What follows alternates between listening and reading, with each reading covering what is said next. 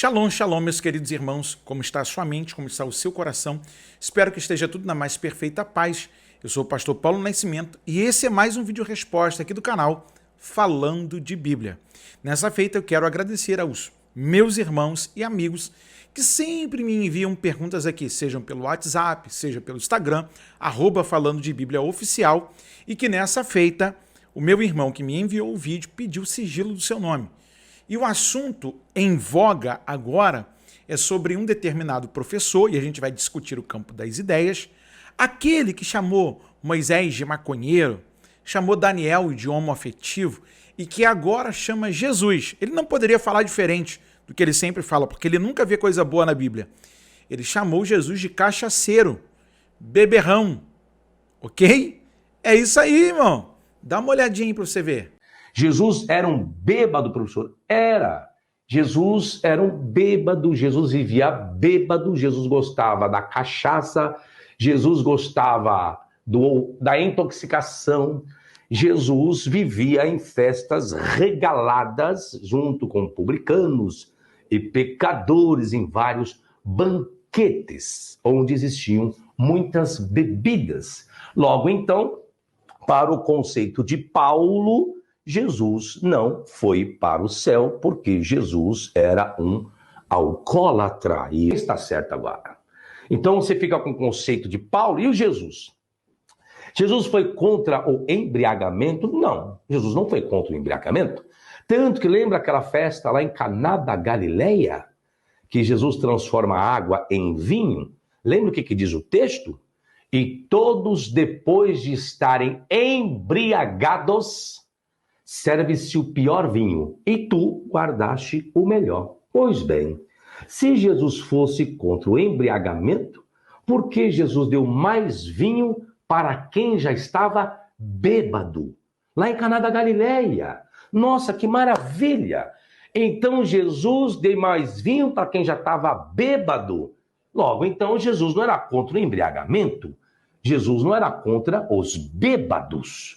Jesus, sim, então, foi a favor dos bêbados. Então, por que não beber, não se embriagar, já que Jesus ensinou? Professor, mas Paulo ensinou, não vos embriagueis com vinho que a contenda, mas enchei-vos do Espírito Santo. Então, é contraditório? E aí? Quem está certo, Jesus ou Paulo? E aí, crente, como faz? Aí sabe o que vocês seguem? Paulo. E esquece de Jesus. Mas quando é esse ensino de Jesus, aí você quer... Não, professor não pode não. Que não pode o quê? Jesus era alcoólatra. Jesus era um cachaceiro. Então pronto, meu amado. Se você é cristão, tem que seguir os passos de Jesus, então bora pro boteco encher a cara, né? Você viu aí? Tô até respirando fundo aqui. É o professor Fábio Sabino. E aqui a gente discute o campo das ideias. Vamos discutir o campo das ideias? É muito complicado para mim lidar com um teólogo liberal, porque ele vai olhar para a Bíblia e ele vai enxergar coisas que a gente não enxerga. Ele estudou o grego, ele estudou o hebraico, ele estudou... Não sei. Tem coisas que ele não estudou a fundo a tradição e ele pega lá alguma coisa ou outra e joga para frente para defender uma ideia por conta daquilo que ele vive, que muitas vezes é o liberalismo. E dentro da temática de agora, ele está falando que Jesus não só era um cachaceiro, como ele colocou, foram essas as palavras, cachaceiro, ok? Beberrão, como patrocinador da balbúrdia, da baladeira e das outras coisas mais. É interessante a gente perceber que no paralelismo teológico, entre o que Pedro falou e o que Jesus falou, a gente fica com maior valor do que Jesus falou.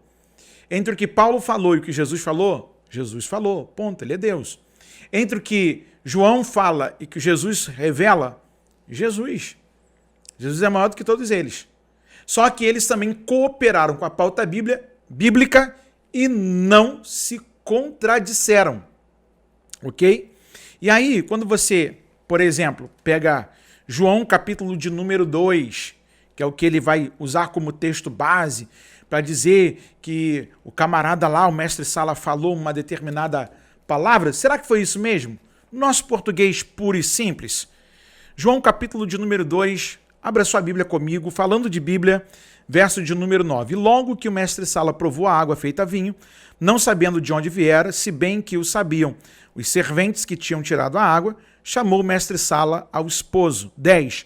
E disse-lhe, todo homem põe primeiro o vinho bom, e quando já tem bebido bem, então o inferior. Mas tu guardaste até agora o bom vinho. Na nossa tradução, ok, está, quando já tem bebido bem, né? Quando está embriagado, como ele disse. Quando já tem bebido bem. Tem gente que bebe bem e não se embriaga. Depende do organismo. Aí ele vai falar do que Paulo falou. Ele está falando de primeira carta de Paulo aos Coríntios, capítulo de número 6, a partir do verso de número 10. Não erreis, nem os devassos, nem os idólatras, nem os adúlteros, nem os efeminados, nem os sodomitas, nem os ladrões, nem os avarentos, nem os bêbados, nem os maldizentes, nem os roubadores herdarão o reino de Deus. E é o que alguns têm sido, mas haveis sido lavados, mas haveis sido santificados, mas haveis sido justificados em nome do Senhor Jesus e pelo Espírito do nosso Deus.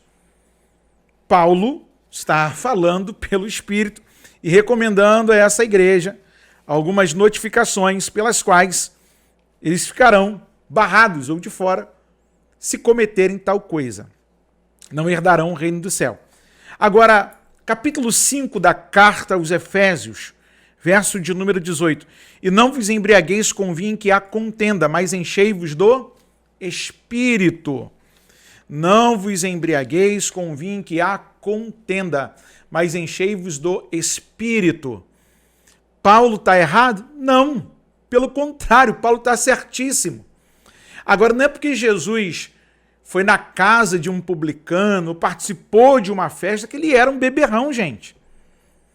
Então, porque ele se encontrou com a mulher lá do poço, a samaritana, ele se tornou marido da mesma? Se relacionou com ela? Porque andava com pecadores e publicanos. Aí os fariseus e os escribas ficavam em cima dele, tanto é que ele alça suas parábolas para tentar aplacar a força do ódio que os escribas e fariseus tinham contra ele por receberem justamente pecadores e publicanos no seu rol de ensino. Aí quer dizer que, por Jesus participar de uma festa de casamento, Jesus encheu a cara, tomou um monte de goró, como diz o carioca. Você está de brincadeira, né, professor? O senhor está de brincadeira, só pode. Então quer dizer, porque eu ando perto tem que ser igual? Então eu nasci na favela, eu tenho que ser um favelado? Porque eu sou criado num lugar que é cheio de traficante, eu sou traficante? Ah, pelo amor de Deus, gente. Como diz o pastor Albert, vai catar coquinho lá na praia do Mar da Galileia para ver se acha alguma coisa de valor. Pelo amor de Deus. Há de se ter consciência e não brincar com os que são mais novos na fé. Aí entra a diferença dessa turminha que faz tudo a qualquer maneira, joga de qualquer jeito, sem comprometimento com ninguém, e que rasga a Bíblia. Ele acaba por cometer aquilo que eles mais são ensinados para não cometerem quando discursarem depois que saem do academicismo teológico, o anacronismo. Ou seja, eles quebram a beleza do texto, eles diminuem o texto. Não sei se você já leu a Torá, mas lá na Torá, naquela azulzinha bonita, que os hebreus em todas as partes do mundo usam, e aqui no Brasil também, a gente tem um comentário no rodapé, quando Noé está plantando a sua vinha, e diz o Midrash, no seu conto folclórico, que quando Noé foi plantar a sua vinha, Satã sacrificou 4 animais, a saber, o cordeiro, o macaco, o leão e o porco. Ao primeiro contato ou conexão com o vinho, o homem tem sinais como de um cordeiro, ele fica manso, ele não sabe o que está fazendo, então ele se retrai. No segundo contato, que é o segundo nível, com o vinho, conta-nos o Midrash que o homem começa a fazer palhaçada, fica muito alegre, igual o macaco, começa a fazer peraltices. Terceiro estágio ou terceiro nível da conexão ou contato com o vinho, do homem com o vinho, é que ele fica bravo, fica igual um leão, quer bater em todo mundo, quer brigar, quer rugir para todo mundo. quarto e último nível de contato do homem com o vinho. Ele acaba por não ser um homem que domina o seu instinto e termina como um porco chafurdando a lama. Se a história é folclórica, ela tem um princípio de verdade para nos ensinar sobre o comportamento. Dizem os alcoólicos anônimos, evite o primeiro gole. Meus irmãos, tem coisa que não precisa estar na Bíblia para a gente saber que causa danos em nós, não. Se o próprio Ministério da Saúde adverte em algumas situações, ou quando você vai a uma boa consulta, ou, do contrário, o médico que passa lá para você tomar um cálice, não é para você tomar um goró, ficar doidão, chapar no vinho, não. Como o Paulo falou também para Timóteo.